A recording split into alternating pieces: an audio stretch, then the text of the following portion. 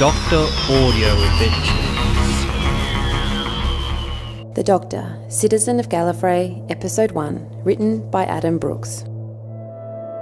Far off in the universe, in the constellation of Questr, orbiting its star, was the planet Gallifrey with its red and orange-coloured surface.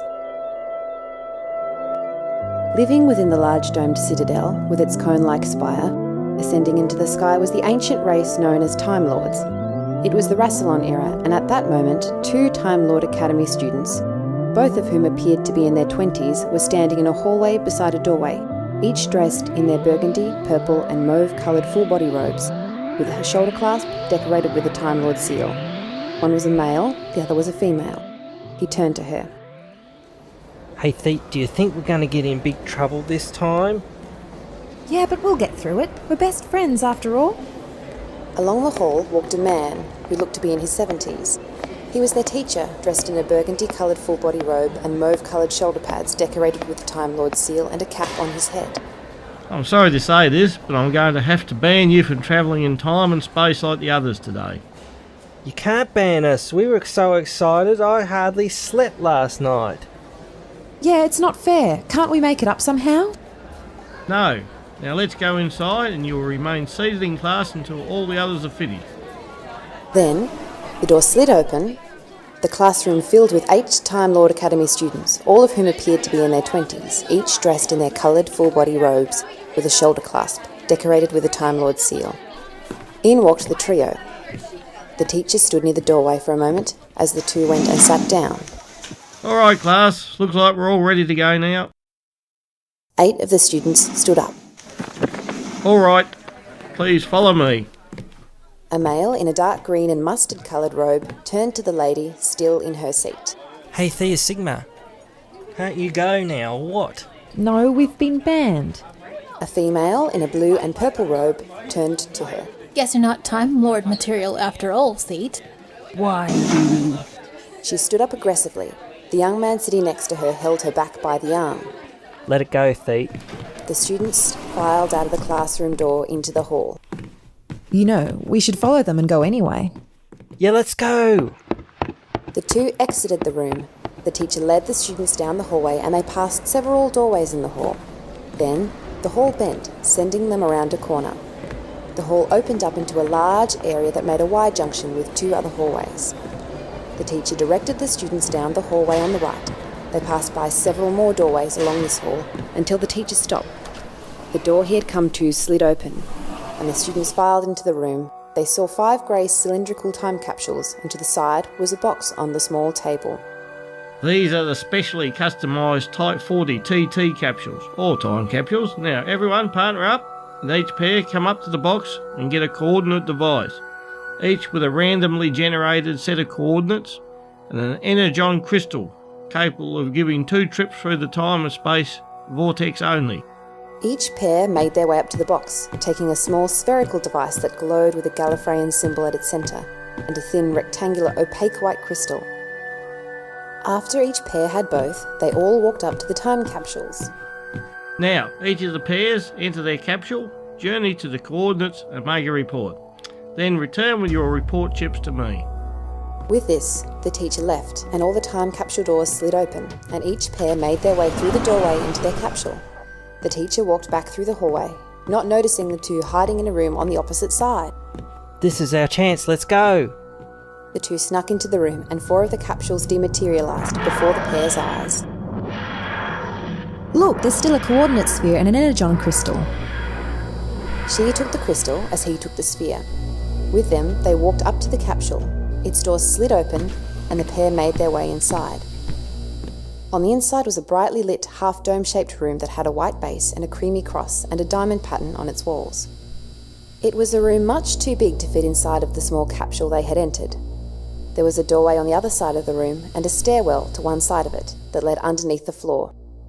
In the middle of the room was a hexagonal-based control console.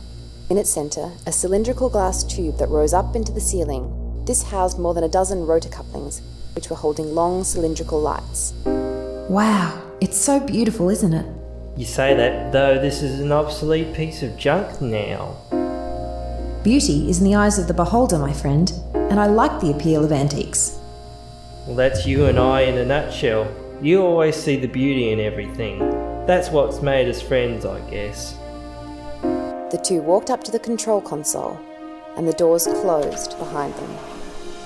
Each of the 6 panels had a different set of gauges, switches and buttons. One of the panels was covered. Let's see what we have here. The man lifted the cover, revealing a monitor, which immediately turned on and displayed the room from which they'd just come. Underneath were 2 special fixture holes in the panel. Seems this is where the crystal goes. She placed the crystalline tip into the thin slit.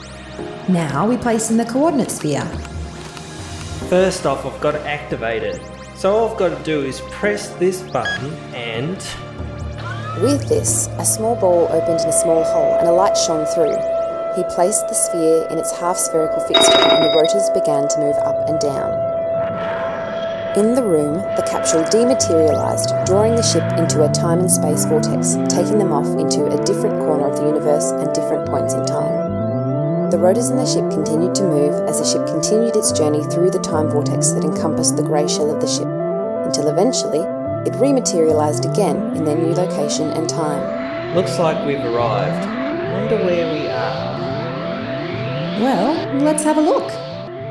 The male Time Lord began turning the monitor toward them, but his friend, the female Time Lord, stopped him. I don't want to see it with that. I want to experience it with my own eyes. She flicked the switch which opened the doors. The ship had landed at night on the sidewalk in a street with several dimly lit houses along it. The exterior of the ship slowly changed into an early oil street lamp, and then the back panel opened and the two walked out into the cool night air. Looks like Earth to me. Weather's cool, so probably late winter or early spring. I haven't heard of this planet. It's in the Milky Way galaxy. Looks like the ship's changed. Obviously the command circuit is working. On the door panel it says made by Amy Agard. Agard oil lamps. Must be in Europe somewhere. March or early April in the late 1700s or early 1800s. Excellent, this is my favourite period, especially in France. Let's change out of these clothes so as not to be suspicious or change history. The two re-entered the ship, the doors closing behind them. We have clothes in this ship? Well, I believe so. A room full, in fact. The two passed by the console to the doorway on the other side of the room. All we have to do is find it. To be honest, I can't wait to get out of this silly robe. The two came into a hallway. In front of them was a stand with a small portable device held atop. A directory device? Well, that's handy. She picked the device up and then turned it on. The device displayed their current location and content label of each room in the hall. This way. They walked down the hall, passing dozens of rooms on either side until... This is the one? Let's see. She opened the door, revealing a massive room filled with an uncountable number of rows of clothes from different planets and time periods all over the universe. To the side of them were also some changing rooms. Dimensional engineering for you, hey Theta? Never stops surprising you what it can do. Yes, indeed. Let's go! They went off into the various rows that were lined up alphabetically. Ah, I see the Earth section! Keen eye, so 1700s early 1800s section next.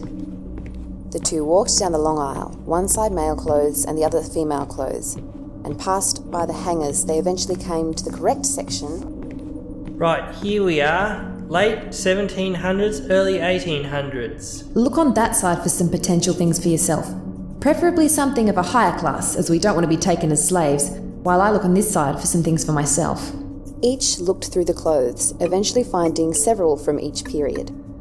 We best try them on to see what fits and what looks good. The two went back to the change rooms near the entrance. Eventually, each settled on what to wear, and they came out of the change rooms. She was dressed in black boots, black long-sleeve dress skirt with a neck collar, an art shape cut out revealing the white chemise she had underneath. She had her long dark hair tied in a neat bun. He was dressed in tan boots, light brown pants, a white coloured shirt and a navy overcoat. His short dark hair was suffering from hat head, and she combed it out with her hands. Well, it's a simple yet interesting choice, to say the least. What you have on is quite unique as well. Well, I think we're ready. Let's go investigate, see what information we can find, and do this report. Hopefully we'll get back in the good books soon. Indeed. Well, let's go. With this, the two walked back through the corridors to the console room and they exited through the exterior doorway.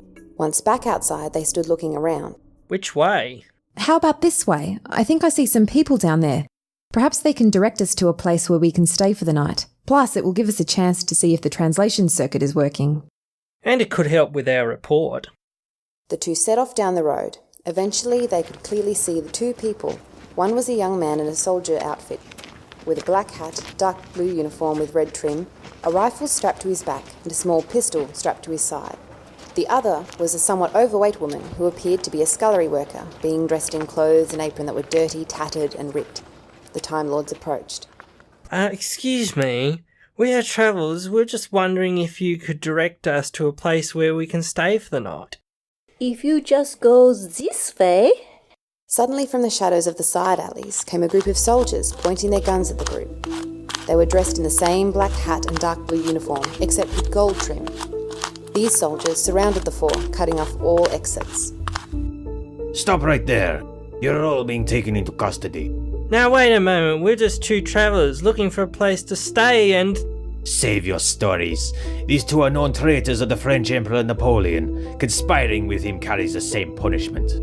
So we're in France now? May we, but of course. Looks like the translation circuit is working. Now, how do we get out of this? Yes. Now look, we weren't conspiring. And how could we know that these two are traitors? We're only travellers here and we didn't even know where here was a moment ago. You can't take us without proof. Quiet. We know that these two were planning to meet two other conspirators here tonight, and one was described as being dressed in tan boots, light brown pants, a white-collared shirt, and a navy overcoat. I don't just think it's coincidence you have the same outfit on. But we have never met these men, nor talked to them before now. Although we see soldiers from the occupying scum around a lot, we have not had any other travelers come in or through during the attacks, or even as the surrender occurred. But Napoleon is in the city of Fontainebleau now, and will pass by here tomorrow. Then our Emperor will have 2 days' ride to reclaim the throne of France. Glory to our Emperor! The head soldier advanced on, forcefully taking the rifle and pistol from the cornered soldier. You're all going to be sentenced to death by firing squad. To be continued in episode 2.